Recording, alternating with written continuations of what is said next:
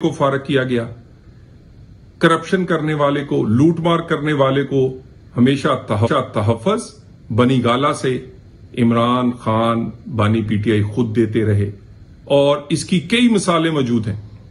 पहले भी इनके इस वजीर से पहले शकील ने जो शिकायत लगाई वो वजीर फारग हुआ, उससे पहले किसी ऑफिसर ने अगर निशानदेही की कि आपके घर में करप्शन का धंधा आपकी घरवाली कर रही है, उसको फारग किया। इनकी जमात में बाबर एस अकबर या किसी और ने की, उसको फारग किया।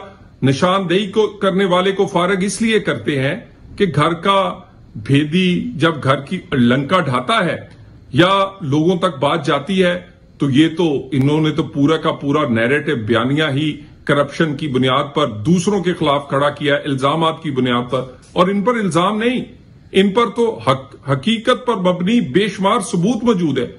190 बिलियन हो, तोशा खाना हो, पेशावर मेट्रो हो, सुनामी ट्री हो, किस किस की बात की जाए। और मौजूदा स्कैंडल जो इससे भी बड़ा है, और इस पे नैब खामोश क्यों है? क्यों नोटिस नहीं होता?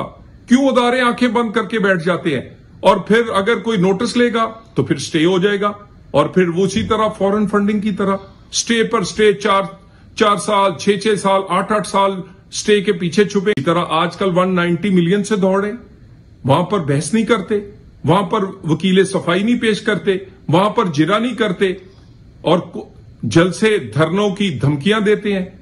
जलसे और जो धरने हैं, जो जुलूस और ये जो कहते हैं तहरीक चलाएंगे, ये तहरीक एनआरओ लेने के लिए, इमरान खान को सजाओं से बचाने के लिए, केपीके की हुकूमत के तहफ़्फ़ुज़ के लिए, उसकी की गई करप्शन को छुपाने के लिए, ये सारे का सारी वो बुनियाद है। और इनके अंदर तकसीम पैसों की बंदर बांट पे है। और वो तकसीम आप देख लें, जैसे ही ये स्कैंडल आया, हलीमा खान ने फौरी तौर पर पेशावर का दौरा किया, और वो समझती हैं कि क्योंकि वो अब इस जमात को चला रही हैं, सबसे बहुत ज्यादा हिस्सा उनका है। केपीके के वजीर आला समझते हैं नहीं वो वजीर आला है, उनका सबसे ज्यादा हिस्सा है। बानी पीटीआई समझते हैं नहीं, वो जिसे चाहेंगे उसको हिस्सा सबसे ज्यादा जाना चाहिए।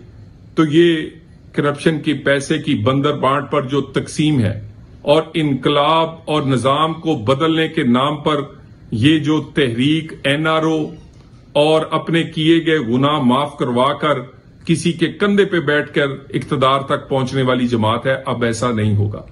ये तमाशा इनके अंदर लोग देख रहे हैं और हंस रहे हैं।